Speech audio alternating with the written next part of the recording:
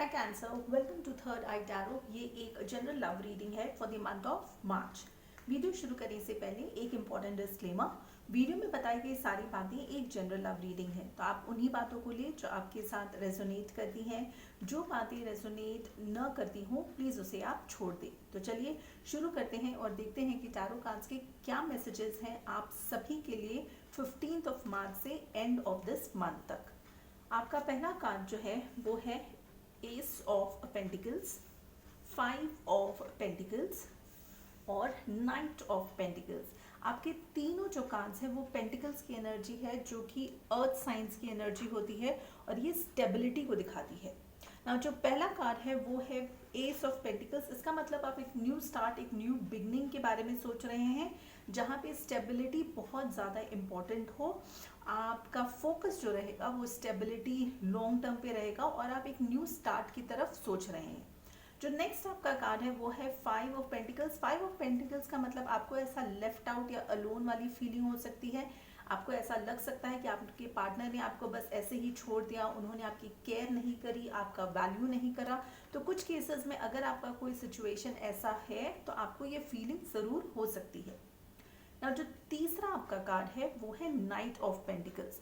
Night of pentacles जो है वो एक बहुत ही स्लो मूविंग एनर्जी होती है। इनफैक्ट ये सबसे ज़्यादा स्लो मूविंग नाइट है, मगर जितने भी नाइट्स हमारे कार्ड में हैं उनमें ये सबसे ज़्यादा ट्रस्टवर्दी और सबसे ज़्यादा स्टेबल नाइट होता है। इसका मतलब आपकी एनर्जी बहुत स्लो रहेगी, बट इवेंचुअली जब आप अपने गोल में रीच करेंगे तो स्टेबिलिटी ज़रूर प्रोवाइड करेंगे ना। इसका ड्रॉबैक भी ये होता है कि आप इतनी स्लो चल रहे हैं या आप इतना कम एफर्ट ले रहे हैं कि सामने वाले को ऐसा मिसकंसेप्शन भी हो सकता है कि आप बिल्कुल भी इंटरेस्टेड नहीं हैं, आपको कोई फ़र्क ही नहीं पड़ता। तो ये कुछ लोग ऐसा परसीव कर सकते हैं आपके बारे में।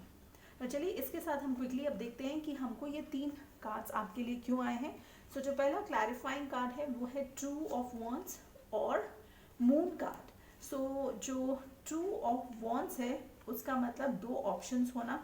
कुछ केसेस में आपके पास 2 ऑप्शंस हो सकते हैं और वॉन्ड्स की एनर्जी जो है वो हमको फायर साइंस की एनर्जी होती है, जो कि सेक्स पैशन को इंडिकेट करती है। तो कुछ लोगों के लिए हो सकता है कि वो 2 लोगों के साथ डील कर रहे हैं। जो नेक्स्ट कार्ड है वो है मून कार्ड, जो कि सीक्रेट्स को दिखाता है।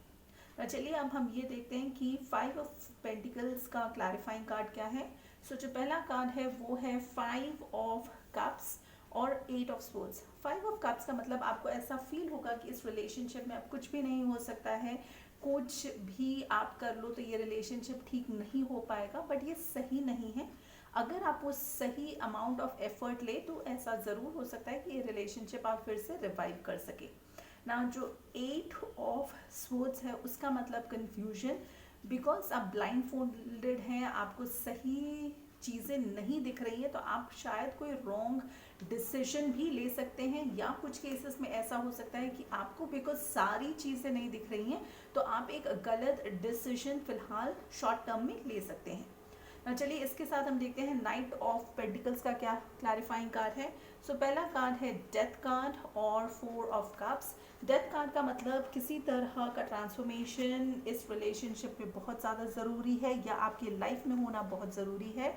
और नेक्स्ट कार्ड है 4 ऑफ कप्स। इसका मतलब आप थोड़े से बोर्ड हो जाएंगे इस सिचुएशन में।